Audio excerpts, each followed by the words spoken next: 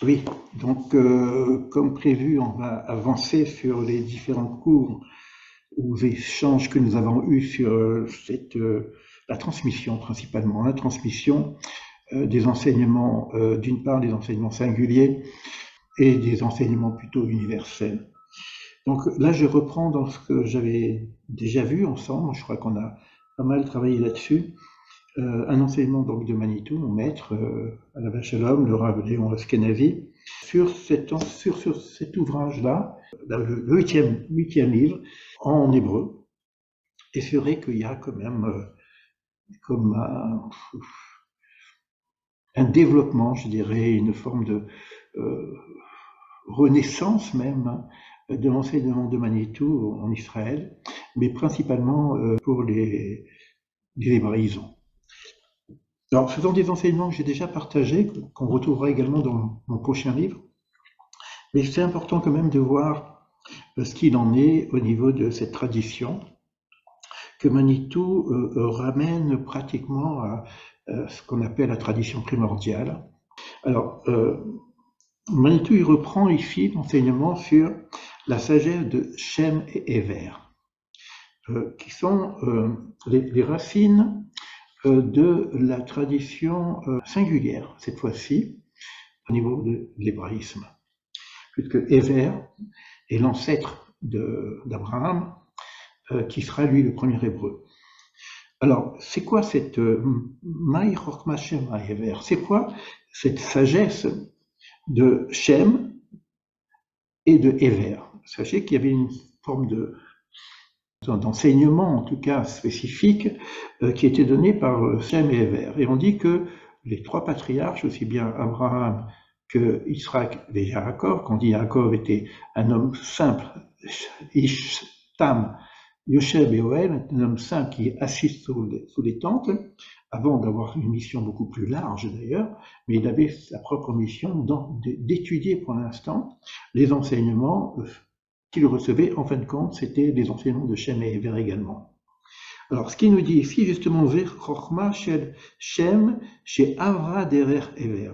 Donc, c'est la sagesse de l'ancêtre Shem, qui est donc le troisième fils de Noé, qu'il transmet à Ever, qui est donc sa descendance. Donc c'est cette sagesse universelle que Ever a reçue. Et ce qu'il nous dit là justement, c'est ce que j'allais dire, Zo ota chokma chez Avram et Adam Arishon Lanoer. C'est cette même sagesse qui a été transmise, qui passe par Adam Arishon, le premier homme, et qu'il transmet à Noé. Alors là on a maintenant déjà l'origine, la racine de cet enseignement qui est donc totalement universel, qui vient de Adam, évidemment c'est le prototype de l'universel, qui passe par Noé, qui est le prototype de l'universel, et qui là va avoir commencé à avoir une forme de division quelque part, puisque Noé a 3 enfants, mais en tout cas Shem reçoit cet enseignement et il le transmet à Ever, mais qui lui est l'ancêtre de Ever. C'est la même racine, le passage, Avar, Lahavor, Ever, Ivrite, l'hébreu. Et c'est Abraham qui lui recevra cet enseignement. Et ce qui est dit justement un peu plus loin, et là c'est extrêmement important parce que si vous connaissez un petit peu le texte biblique, vous savez qu'à un moment il y a une transmission qui se fait par ce qu'on appelle Melchizedek, le roi de justice, mais en même temps, c'est le roi de Jérusalem, c'est celui qui, justement, d'après beaucoup d'autres traditions, est porteur de la tradition primordiale. Et là, on nous dit quoi? Donc Manitou nous dit, en tout cas c'est pas que Manitou, il y a d'autres ouvrages qui viennent de le dire, il y a un livre qui a été écrit d'ailleurs uniquement sur ce passage-là. Je vais voir si je ne l'ai pas dans ma bibliothèque, parce que c'est quand même important que vous puissiez aussi la voir. Hein. J'ai coupé juste pour vous apporter le livre. Il s'agit de ce livre-là. Hein. Donc, je ne sais pas s'il existe encore sur le marché. Donc, il s'agit de Melchizedek ou la tradition primordiale de Jean Touriac. Bon, je le reprendrai certainement parce que c'était un livre que j'ai mangé dans ma jeunesse, mais je reviendrai un petit peu là-dessus. En tout cas, on parle bien de l'université de Melchisedec de Jérusalem, puisque on dit c'est le roi de Chalem, et donc on parle également de cet homme qui avait aussi réussi à associer le tzedek, la justice, et le shalom, d'accord, et la paix. Donc c'est le porteur de cette tradition primordiale, et on verra, je ne sais pas si je vais pouvoir le faire là, parce que c'est un enseignement que j'ai reçu également de Manitou. On va voir que dans le passage de Melchisedec à Abraham, il va y avoir quelque chose de nouveau qui va s'ajouter à cet enseignement universel tel que nous le connaissons, qui correspond de façon générale à l'humanité. Et c'est le passage de l'enseignement, je ne sais pas comment dire, général, primordial, très attaché à Adam Arishon, très attaché à la création de base, très attaché donc également au nom du divin qui s'appelle Elohim, Dieu nature, et qui va être transcendé quelque part. Et Abraham, qui est le passeur, lui, qui quitte tous ses repères, va apporter quelque chose de nouveau. Ou quoi qu'il en soit, on est bien ici dans la proposition d'une tradition primordiale. Voilà, ça c'est pour le premier passage. Donc il va y avoir une forme de réception de cette tradition primordiale à travers la carte, on va dire, de Héver, qui lui est l'homme passeur, et l'homme qui va amener la tradition hébraïque. Je dis les choses progressivement parce que faut vraiment voir les articulations à chaque fois, sinon on n'y comprend rien. Comme j'ai dit, il faut refaire Bereshit pour voir des origines, pour comprendre de quoi on parle, surtout lorsqu'on parle de Kabbale et de choses comme ça. Il faut vraiment voir comment ça passe. Bon, je ne vais pas tout lire en hébreu pour pas que ça prenne trop de temps. Et il dit que ce n'est pas encore vraiment la tradition d'Israël. Elam, Ulam, Chormat Israël, Moferit Aliada. J'adore ce terme. Cette sagesse d'Israël, elle est fertilisée par cette tradition primordiale. Et c'est de cette tradition primordiale, Yetziat Mimena, Bebechinat Derech Eretz Kadma la Torah. Et là, on a une première clé, et c'est de là que vient la notion de Derech Eretz Kadma la Torah. Alors, c'est quoi cette Derech Eretz? Derech Eretz Kadma la Torah, c'est le chemin de terre, le chemin de... Non, Eretz, oui, la terre. Le chemin de vie, je dirais même. Le chemin de l'humain précède l'enseignement de la Torah. Et c'est là qu'il faut voir que la Torah, lorsqu'elle est révélée donc au Mont Sinaï, il va y avoir un passage de l'enseignement des patriarches à l'enseignement de Torah, mais au niveau de l'enseignement des patriarches qui sont elles-mêmes fertilisées par l'enseignement primordial, donc il va y avoir une forme de, pour moi en tout cas, d'un supplément d'âme quelque part qui est ajouté à la tradition primordiale.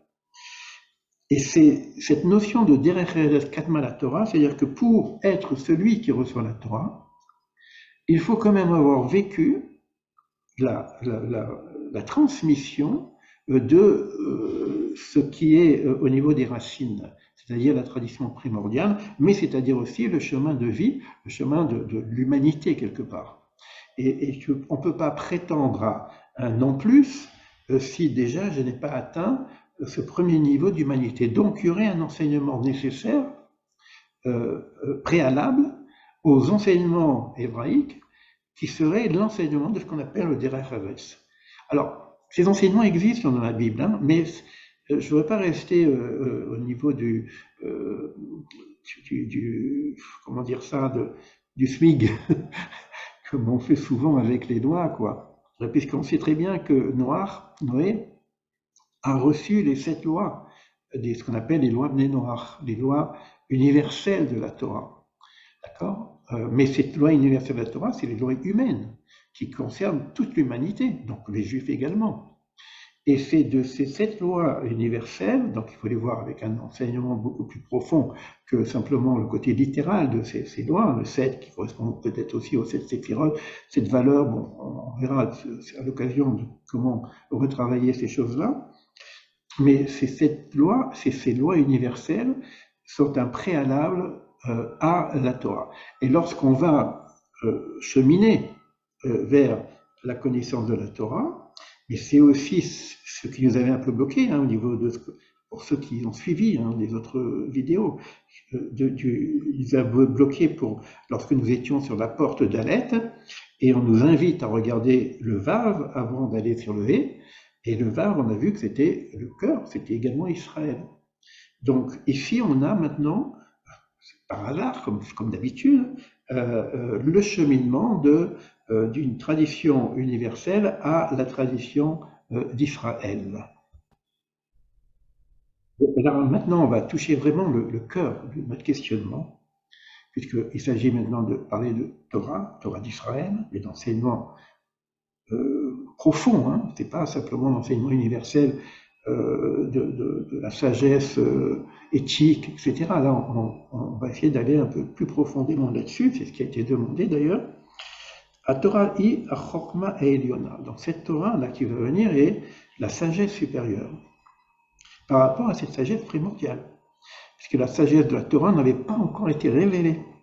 La sagesse primordiale, il y a une forme d'acquisition directe qu'on peut avoir, à limite sans religion, sans rien, puisque c'est l'expérience directe de l'être humain avec l'environnement, avec la terre, avec la magnificence du monde. Et il y a donc une relation directe avec... Ça peut glisser malheureusement au théisme, parce que c'est très proche, tellement proche de la nature, du cosmos, de la beauté du monde, je dirais même que on va être relié directement à ce qu'on appelle le Dieu nature, quelque part, ou le Dieu créateur, Elohim. Mais il va nous manquer une autre forme au niveau de la racine, la racine de cette racine, parce que ça, c'est la racine de quoi? De la création. Bien, avant la création, qui se passait? Il y avait quelque chose d'autre. Donc, j'en avais parlé juste avant, il y a cette lumière sans fin qui va prendre forme ici dans la création que nous avons. Mais là, la Torah maintenant va venir par rapport à cette tradition première pour apporter quelque chose d'un an plus. C'est pour ça qu'on dit I Chokma Eliona. Et là, le Maharal vient nous expliquer chez Yikart Kol Haomot. Ça, c'est quand même énorme. C'est-à-dire que logiquement, il n'y a pas encore division dans l'humanité. Donc, s'il y a une nécessité d'apporter une révélation nouvelle, ça rentre dans le projet du Créateur. Donc, ça rentre dans le projet divin. Donc, il n'y a pas encore de dire c'est la Torah spécifique pour Israël. Cette Torah-là, elle est elle-même à dimension universelle. Maintenant, la question, c'est de savoir qui la reçoit. Ce n'est pas au niveau de l'émanation d'un Midrash qui dit que la Torah a été proposée à toutes les nations, finalement, plusieurs passages n'ont pas été acceptés, donc je vais rentrer dans le détail de tout Midrash. Mais il est normal que, à partir du moment où il y a une révélation, cette révélation concerne l'humanité. D'ailleurs, si on regarde l'histoire, on sait qu'au moment de cette révélation, même si l'humanité ne l'a pas reçue, il y a à ce moment-là, à ce même moment-là d'ailleurs, au niveau historique, l'émergence de plein de sagesse en profondeur, comme celle du bouddhisme, comme celle du taoïsme et d'autres encore, où il y a d'autres sages dans les nations qui reçoivent, Manitou dit, une forme d'écho. On dit Shivim Panim la Torah, 70 facettes de la Torah, on pourrait dire 70 rayons. C'est comme si malgré tout, les nations, en tout cas les sages des nations, les initiés, ont reçu quelque chose, un rayon de cette tradition nouvelle, Torah, qui fait qu'il y a quelque chose. Mais celui qui a véritablement reçu, c'est au niveau du Sinaï. Celui qui a vraiment reçu, c'est celui qui a vécu l'expérience de l'Égypte, qui est sorti d'Égypte, comme je l'avais déjà dit une autre fois, et qui passe par l'expérience du désert et qui arrive au Sinaï. C'est-à-dire qu'il y a donc un peuple singulier qui a reçu. Alors ce qu'il dit, Mitzad Amekabel I Shrinat le Israël Dafka. et Shrirat. C'est-à-dire celui qui a véritablement reçu, c'est Israël. C'est en tout cas ce peuple qui sort d'Égypte et qui reçoit cette Torah. Bon, j'espère que vous suivez, hein, parce que c'est vraiment les étapes. Hein. Maintenant, pour moi, il se pose deux questions. Pourquoi ce peuple particulier, hein, d'une part, et d'autre part, qu'est-ce qu'on fait maintenant de la singularité de ce peuple hébraïque qui s'est distingué à Babel, Abraham, qui se distingue dans la confusion qui s'est passée à Babel, Bitboul, Babel. Donc ça, c'est l'histoire de Babel où il y a la confusion des langues. On sait qu'Abraham est rescapé de Babel et que Abraham va recevoir le message, en tout cas la mission, par toi seront bénies toutes les familles du monde. Donc, même s'il y a une réception singulière, on ne peut pas perdre pour autant l'essence de l'identité d'Abraham, de l'identité hébraïque, qui est aussi de retransmettre ou de bénir, en tout cas c'est une retransmission, l'ensemble des familles du monde, c'est-à-dire réparer quelque part le problème de Babel. Et là, il nous dit pour la première chose, on va voir que évidemment il y aura une nécessité de transmission. Maintenant, pourquoi ce peuple singulier a reçu d'une façon personnelle cette Torah? Et il dit Mishum sheyesh tnai migdim les kabbalta. Pourquoi? Parce qu'il y a une condition.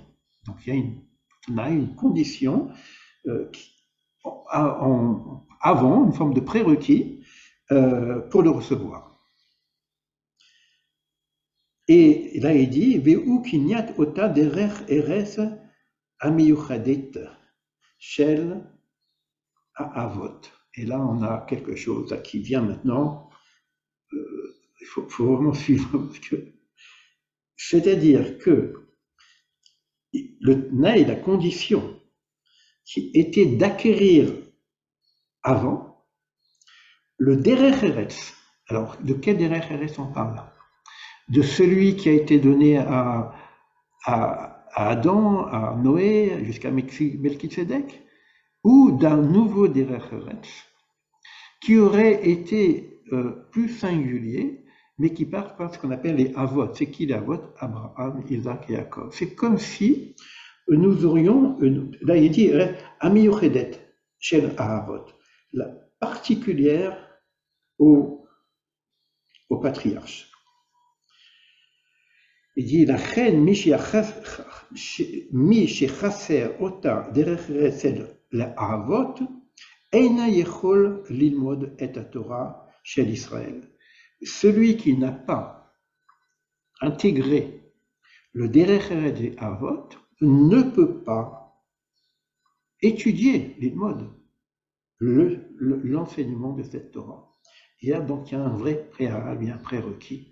Et là, on est au cœur de notre questionnement. C'est quoi cette histoire? Alors, c'est quoi cet enseignement derech eretz des avot? On a vu qu'il y a derech eretz kadmon la Torah, un derech eretz qui avant la Torah. D'ailleurs, il y a un autre texte dans les Pirkei Avot, d'ailleurs, la maxime des pères, Ein derech eretz, ein Torah. Il n'y a pas de Torah s'il n'y a pas de derech eretz. Là, on parle du premier niveau de derech eretz, qui est le derech eretz, le chemin de vie, d'arriver à être l'humain projet, l'homme. Dans la même Mishnah, c'est écrit juste après Ein Torah, ein derech eretz. S'il n'y a pas de Torah, il n'y a pas de derech eretz. Il n'y a pas de Torah s'il n'y a pas de derech eretz. Maintenant, on nous dit il n'y a pas de derech eretz s'il n'y a pas de Torah. Alors, de quoi on parle? C'est comment dire, le chat qui se mord la queue, là. La poule qui fait l'œuf ou l'œuf qui fait la poule. Non, voilà, c'est clair. C'est qu'il y a un derech eretz universel de la tradition prémondiale. Okay, donc celui-ci, il est déjà plus ou moins diffusé à travers toutes les nations, puisqu'il a été diffusé par Melchizedek, etc. Abraham, mais aussi dans l'ensemble des nations l'ont reçu. Donc il y a un chemin de vie, une forme de spiritualité universelle qui existe tout à chacun. Mais il y a aussi après Une fois que là, on a reçu la Torah, il y a une autre forme de Derech Eretz, qui est le Derech Eretz des Avot. Donc on aurait une forme de chemin de vie qui vient prendre une forme, on pourrait dire, pourquoi pas une forme un peu différente, puisque les récipients vont être un peu différents, les capacités de recevoir sont différentes, mais qui est celui des Avot, donc des patriarches. Et donc ça veut dire en même temps que celui qui reste simplement dans la tradition première, traditionnelle, générale, universelle, va trouver des cheminements de réalisation de soi, de développement de la conscience, de spiritualité extrêmement profonde. Jusqu'où ça va, bon, chacun dans son chemin peut savoir jusqu'où ça va. On en a déjà parlé, hein, parce que ça peut même aller jusqu'au Rin Sophite, hein, jusqu'à l'infini quelque part. J'avais donné l'exemple du bouddhisme dans la dernière conférence. Maintenant, il y a quelque chose de plus singulier qui va se dessiner et qu'on va appeler comment dire, je ne sais pas, mais un courant initiatique totalement différent. Et c'est pour ça que souvent on dit que d'un côté il y a les nations, de l'autre côté il y a Israël. C'est pas simplement au niveau géopolitique, ça on le voit au niveau géopolitique, ça marche bien, hein, c'est extrêmement difficile, hein, d'ailleurs, cette histoire. Mais c'est également au niveau initiatique en même temps. Alors, il y aura une convergence, mais le questionnement, c'est d'abord pour pouvoir recevoir le cheminement singulier de la tradition d'Israël, c'est-à-dire qui passe par la tradition hébraïque, donc c'est d'abord repasser par la tradition hébraïque et la tradition des Avot. Si j'ai pas ça, c'est-à-dire si je reste avec ma carte du monde universelle, classique et très belle d'ailleurs, hein, puisque je ne vais pas cracher sur la soupe qui m'a fait grandir, j'ai tous ces sages qui m'ont aidé à avancer. Je peux parler de Aurobindo, je peux parler de Krishnamurti, je peux parler de bien d'autres, Ramana Maharshi, tout ça, ce sont des gens qui sont très, très, comment dire, porteurs de sens au niveau de cette tradition primordiale, et d'autres encore. Mais là, je rentre dans quelque chose de singulier. Mais alors, la question se pose, c'est à quoi ça sert? Est-ce que c'est nécessaire? Pas obligatoirement, puisqu'il y a déjà une tradition qui existe au niveau universel, qui peut suffire à tout à chacun, mais celui qui veut maintenant intégrer cette particularité, eh ben, il doit repasser par le début. Et le début, c'est quoi? Bon, moi, je dirais même c'est Bereshit depuis le départ, parce qu'on n'y comprend rien sinon, mais en même temps, ce Bereshit revoit un petit peu le cheminement biblique qui nous explique, et comment on passe de Adam à Noé, et de Noé à Shem et Ever, de Shem et Ever à Abraham, Isaac et Jacob, et tout l'enseignement des Avot qu'on appelle un Derech Eretz. Kadma la Torah, oui, il y a aussi un Derech Eretz qui Kadma la Torah, c'est celui de la Torah lui-même. Vous voyez la distinction? Donc on a maintenant deux Derech Eretz, deux chemins de vie, et les deux peuvent converger, mais quoi qu'il en soit, pour le peuple d'Israël, lui, ça ne passe pas, la porte ne passe pas si on n'a pas les deux. Et celui qui veut, il doit d'abord connaître l'enseignement universel général, mais en même temps, comment dire, faire focus pour recevoir quelque chose de tout à fait nouveau, qu'on appelle, c'est encore le vase, hein, et le cœur, etc. Bon, vous voyez qu'on est en plein dans le sujet, quoi. Bon, je vais voir comment je peux avancer.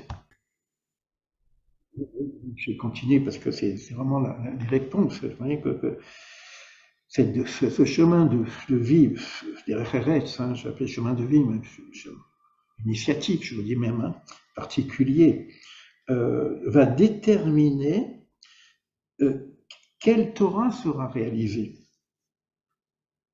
d'une façon active. C'est-à-dire que quand je commence à étudier, qu'est-ce qui va ressortir au niveau des fruits de mon étude, en fonction de mon positionnement par rapport à ça. Im derech eretz à Ivry, si le chemin de vie dont on parle, c'est le chemin de vie des Avot, donc hébraïque, Av Torah, Tuchal Liyot Be'emet Torah Israël. Alors, la Torah sera vraiment Be'emet, en vérité, la Torah d'Israël. Sinon, c'est autre chose. Et regardons la réalité, qu'est-ce qu'on a fait de la Torah. Je ne parle pas du New Age, je ne parle pas de tout, bon, le christianisme déjà, donc a repris la Torah dans son focus. Je ne parle pas des premiers chrétiens, hein. Des premiers chrétiens, c'était des Hébreux, ils vivaient la Torah que nous connaissons, ils ont été initiés à la Torah d'Israël, donc à la Torah hébraïque, donc à l'enseignement des Avot. Maintenant, après, bon, il y a des choses qui se passent avec l'histoire, qui a certainement du sens, il faudrait revoir un peu le sens de ce qui se passe après, et c'est pas l'objectif de mon intervention, mais je sais que Manitou, il en parle aussi, à l'occasion peut-être il faudrait regarder, jeter un œil là-dessus, mais d'une façon générale, si on veut que ça soit vraiment la Torah d'Israël, ben ça passe par un premier enseignement, bien, je veux dire presque un prérequis, qu'on appelle le passage à l'ivrite, passage à l'hébreu.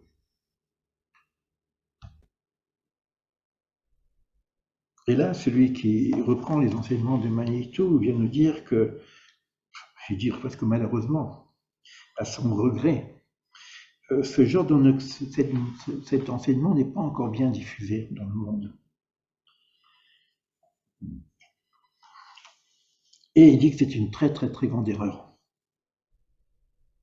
Oui, c'est une grande erreur, dit-il, parce que celui qui n'a pas connaissance de ses racines hébraïques, justement, il ne peut pas trouver la Torah telle qu'elle a été proposée, elle a été aussi proposée dans le cadre de l'hébraïsme. Et celui qui l'étudie, proprement dit, lui, il va comprendre l'utilisation de chacune de ces paroles et qui sont en rapport avec cette notion d'identité. Finalement, est-ce que quoi? Parce qu'il y aurait deux formes, deux dimensions qui s'interpellent en même temps. Donc, il y a, même pour chacun d'entre nous, je suppose, ce qui veut dire ici, il y a une forme d'identité universelle, parce que nous sommes tous à la racine issus d'un même principe qu'on appelle Adam, donc on est dans l'universel général, donc nous sommes tous porteurs de sang de cet universel général, et puis il y a aussi des singularités qui se dessinent, et là on est en train de parler de la singularité hébraïque, mais sachez que même au-delà de ça, il le développe un petit peu après, si vous regardez les grands thèmes universels, les grandes valeurs universelles, elles vont avoir des formes différentes en fonction de la sagesse en question. Si vous prenez aujourd'hui Kant, par exemple, vous allez avoir les propositions de l'universel à travers la sagesse de Kant. Et si vous prenez un autre, je parle même de ceux qui sortiraient de la Grèce. Hein, bon, dans la Grèce elle-même, il y a évidemment toute sa philosophie, vous allez avoir différentes visions de l'universel. Ça veut dire que cet universel qui est point racine, en tout cas, adamique, hein, dedans, va passer par différents concepts et chacun va développer son concept. Et le risque que nous avons, c'est de transformer cet universel général en une forme de totalitarisme, c'est-à-dire que si je considère que mon universel est le seul universel vrai, c'est du totalitarisme. Alors, comment ça marche avec la Torah? Est-ce que la Torah va tomber dans ce même piège je dis totalitarisme, hein, mais en tout cas, vous comprenez ce que je veux dire. Hein, c'est-à-dire qu'il n'y a pas d'autre chemin que le mien. Et là, on va voir la différence qu'il y a, ce que Manitou explique, entre l'universalisme et l'universel de la Torah. Une forme d'universalisme qui serait une forme de proposition monolithique. L'unité, c'est un, et on est tous pareils. Et une autre proposition qui serait l'unité n'est pas l'uniformité, mais qui va contenir le pluriel et qui va contenir la singularité de chacun. Et ça serait donc l'universel de la Torah. C'est-à-dire qu'il n'y a pas de proposition de rassemblement unique en étant tous à l'identique, d'un modèle identique. on va garder la singularité des 70 facettes du monde, et il y aurait une forme de convergence entre ces 70 pour former le 1. Je ne sais pas si c'est clair ce que je dis. Hein. En tout cas, il y aurait des valeurs universelles qu'on retrouverait dans les 70, et tout en gardant la couleur singulière des 70 nations. Et le rôle c'est pour ça c'est encore le vase, c'est pour ça que le vase c'est relié, c'est puissant comme idée, c'est que le rôle d'Israël, justement, il va être justement cette reliance possible entre les 70 façons d'être homme. Manitou parle de l'unité des valeurs. Il y aurait des valeurs singulières qui vont se définir à travers les traditions, et il y aurait une forme de proposition d'unité des valeurs. Et ça passe encore par une forme d'intégration de ce langage, parce qu'il s'agit de langue actuellement, de ce langage singulier qu'est le Havor, le Héver, celui qui fait passer. Donc, Ivrite, donc Abraham. Pratiquement, je me demande si ce ne serait pas un élément pour nous aider à dire, bon, nous sommes tous des fils d'Adam, ok. Nous sommes tous des fils de Noé, ok. Maintenant, c'est vrai que de Noé, il va y avoir une forme de division avec 3 enfants. Et nous sommes, pour la plupart des traditions du livre, nous sommes tous des sémites, de Shem. Que ce soit les chrétiens, que ce soit les musulmans, et d'autres encore.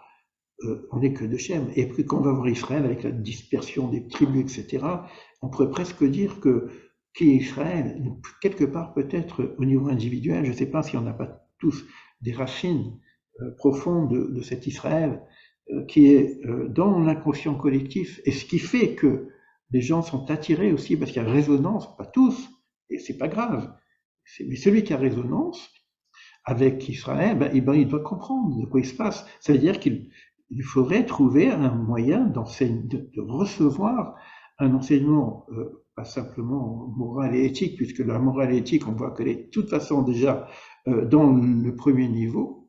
Donc il y aurait un autre enseignement qui serait donné par les Avot et qu'on pourrait retrouver dans la Genèse de l'humanité. C'est en tout cas une proposition qui nous est donnée ici. Je ne sais pas que j'ai fait une vidéo aussi comme ça, on disait c'est pas facile, c'est pas facile. Et d'ailleurs, Manitou vient de dire la même chose, c'est très difficile de trouver justement pour la plupart des enfants du monde cette vision qui serait centrée sur autre chose qu'eux-mêmes. Puisque là, on approche quelque chose de nouveau. Et comment s'engager, c'est ce qu'il dit, hein, mais comment s'engager à cette Torah alors que je ne l'ai pas encore reçue? Ça veut dire quoi? Ça veut dire que celui qui fait le passage, d'ailleurs, je ne parle pas de conversion, parce que bon, c'est vrai que la conversion passe par Abraham aussi, mais celui qui fait le passage de l'universel général à l'universel hébraïque, c'est encore Abraham. C'est-à-dire qu'il faut se repositionner comme fils d'Abraham quelque part. Et c'est en étant fils d'Abraham qu'on devient fils d'Israël, béné Israël. Et c'est à ce moment-là que la Torah elle-même pourra devenir fertile. C'est un monde énorme. Donc il faut qu'il y ait une forme de capacité à recevoir après dans le cheminement de l'étude que chacun pourrait avoir, mais pour que ce soit fertile, c'est-à-dire qu'on puisse avoir une vraie intuition, une vraie réception, une vraie initiation, et là il y a tout un développement que je ne sais pas si je vais pouvoir faire. Oui, au niveau des petites notes, hein, donc j'ai passé des petites notes. Il y a une note aussi, il faut que j'aille voir un autre livre là. Il parle du livre d'Ivré Eliaou Hanavi, encore. Donc je vais voir un petit peu ce qu'il dit là-dedans, peut-être que je le ferai en même temps que le palmier de Déborah. C'est vrai qu'on a eu ça par rapport au palmier de Déborah, hein. Donc on va regarder Tiferet du palmier de Déborah, mais là il dit que l'essentiel des actions, Tachlit Amaaseh Atov, des bonnes actions, l'essentiel de ce qui peut être bien à faire, c'est pas simplement le bien moral, hein, on parle de le tikkun et à chavra à enoshit. la réparation de l'amitié des humains.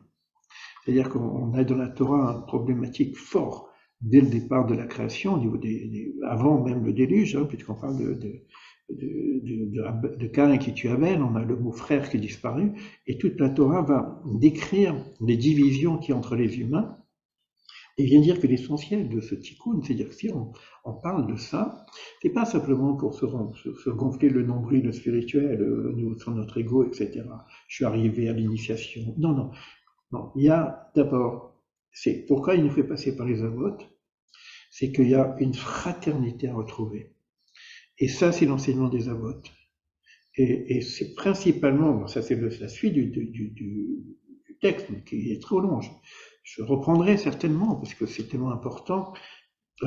Ça va passer par les avot, et on va voir que ça passe aussi par l'enseignement, puisqu'on aime bien la Kabbale, mais restons simples, quand on va parler des 7 valeurs universelles, on va les prendre sur la forme siphorétique. Donc on a les 3 avot en haut, Chesed, Gvura, Tiferet, Abraham, Isaac et Jacob, mais en dessous, on a encore des fondamentaux qui sont Netzach, Od, Yesod.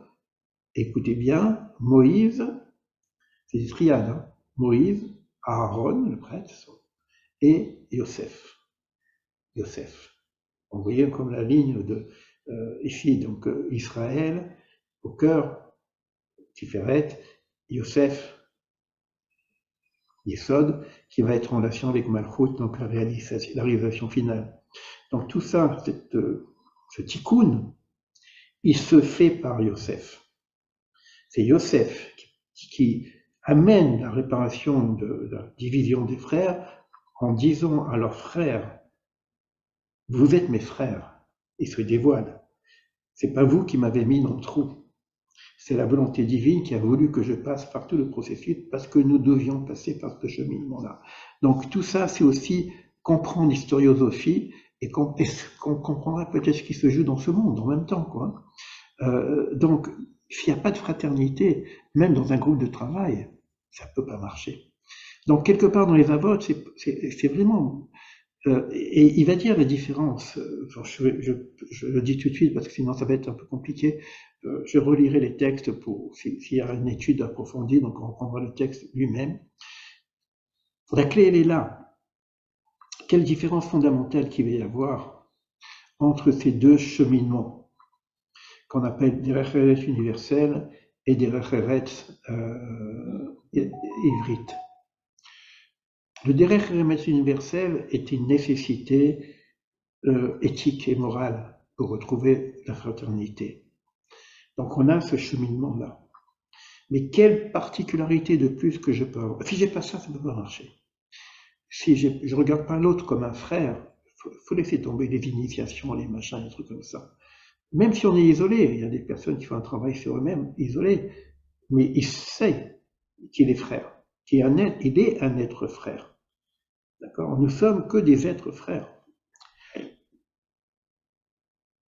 Le deuxième niveau, c'est qu'on va basculer à ce qu'on appelle la Kedusha. Alors c'est quoi ce mot Kedusha? On appelle ça la sainteté, le sacré. On va passer de l'historiosophie au niveau de l'humanité, l'humanisme, à un certain niveau qui est totalement métaphysique, initiatique au niveau du sacré. Mais Kedusha veut dire aussi séparer. Soyez Kadosh car je suis Kadosh.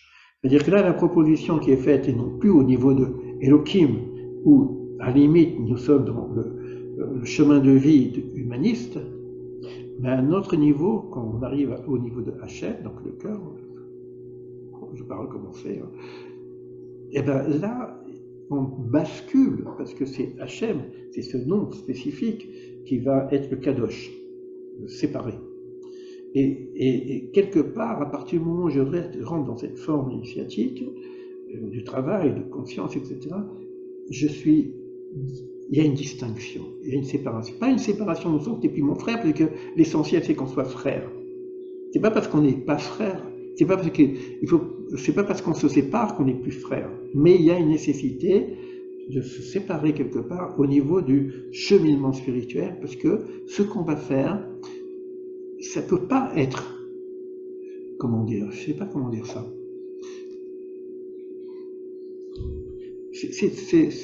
On peut retrouver ça dans toutes les écoles. Euh, il ne peut pas diluer le sacré. Donc c'est un choix. C'est un choix de dire, bon, je prends ce cheminement du sacré. Quelque part, il y a un engagement au niveau de la conscience qui fait que je vais voir le monde autrement. Je vais vivre ma vie spirituelle autrement. Alors, on n'est plus dans l'humanisme universel nécessaire au niveau exotérique, et on va rentrer dans une autre forme d'universel ésotérique qui demande un peu plus d'engagement. Je ne sais pas quoi, je reprendrai les textes parce que, mais en tout cas l'essentiel, je pense que l'essentiel, on l'a dit, bon, c'est un livre entier, hein, c'est pas, je vous ai fait juste il y a 400 pages, si vous voulez, mais je trouvais ça intéressant que au moment où j'ai ce questionnement avec un groupe de travail et qui me remet moi-même en question, c'est-à-dire est-ce que moi maintenant je suis axé, sensibilisé, suffisamment sensibilisé par l'enseignement hébraïque des avotes pour pouvoir prétendre à recevoir l'enseignement Torah vrai et encore plus prétendre l'enseigner. C'est-à-dire que ce que je pourrais proposer, bon, ça fait une vidéo un peu longue, c'est pas grave, c'est pas d'enseigner, puisqu'il faut d'abord que moi je sois suffisamment récepteur. Il faut être juste. J'ai aucune prétention là-dessus. Mais par contre, en tant que chercheur, et chacun pourra ensuite trouver son propre chemin, moi je peux partager la recherche. Le cheminement à la candidature d'Israël, le cheminement à la candidature initiatique. Mais quel chemin initiatique que chacun doit prendre, peut-être par cette préparation, cela peut aider d'autres personnes à trouver leur propre chemin. Je n'ai pas la prétention de créer une école initiatique, dans le sens de dire je serai l'instructeur. J'ai simplement prétention de dire je suis un élève qui est un chercheur. Je pense avoir prouvé mon authenticité au niveau de la recherche de la vérité. Et à ce moment-là, c'est pas que je me propose comme modèle, loin de moi cette idée-là, et j'allais dire Hasbe Shalom pour vous, que Dieu vous en préserve, c'est pas le modèle idéal, parce que c'est pas facile du tout. Mais quand même, comment faire pour, dans la situation de chacun, de chaque personne qui souhaite avancer dans ce cheminement, comment faire pour ouvrir les portes, puisqu'il s'agit d'ouvrir la porte. Donc, j'ai quelques idées là-dessus, au niveau de ma propre recherche. Et c'est par rapport à cette propre recherche, en même temps, que je pourrais éventuellement partager les fruits de cette recherche. Voilà. Voilà où on en serait. Donc, évidemment, je pourrais continuer le texte. Ça va être un peu long, mais au-delà de ça, peut-être qu'il faudrait quand même qu'on revoie ensemble, ne serait-ce que Bereshit, le début. Voilà. Donc, Bereshit, vous connaissez mon histoire, Bereshit 72. Mais là pour moi, personnellement, en tout cas, j'ai un appel de dire, quand je dis on repart à zéro, je ne vais pas recommencer tout ce que j'ai fait, c'est pas du tout ça. C'est de repartir au point initial, de repartir à la genèse. Il n'y a pas de division, il y a un projet, comprendre le projet, comprendre celui qui nous parle, de quoi il s'agit. Donc je vous partagerai éventuellement des données là-dessus, et puis on verra comment ça avance. Je donnerai des liens aussi à d'autres groupes d'études qui existent au-delà de ma recherche, qui est peut-être des gens qui ont trouvé, j'en sais rien, mais bon, moi je préfère parler de recherche.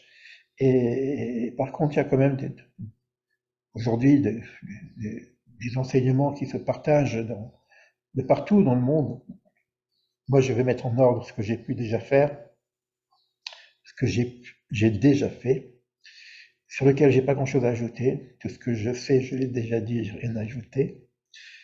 Et sur ce, si je dois ajouter quelque chose, ça ne sera pas ce que j'ai déjà dit, que je suis toujours dans cette quête, mais pourquoi ne pas aller voir aussi d'autres enseignants, et donc je donnerai des liens comme ça pour les personnes qui sont intéressées, euh, d'écoles de méditation ou d'hébraïsation, de retour, je sais pas, on verra un petit peu en fonction de ce qui se passe et des rencontres que je recevrai. Voilà. Allez, à bientôt. Je vais couper et je ne sais pas comment je vais organiser cette vidéo. On verra. Revoyez aussi ce qui a été dit avant parce que il y a beaucoup de choses qui ont été dites qui expliquent un petit peu ce que mon intervention d'aujourd'hui. Allez, à bientôt et je vous tiens au courant pour la suite.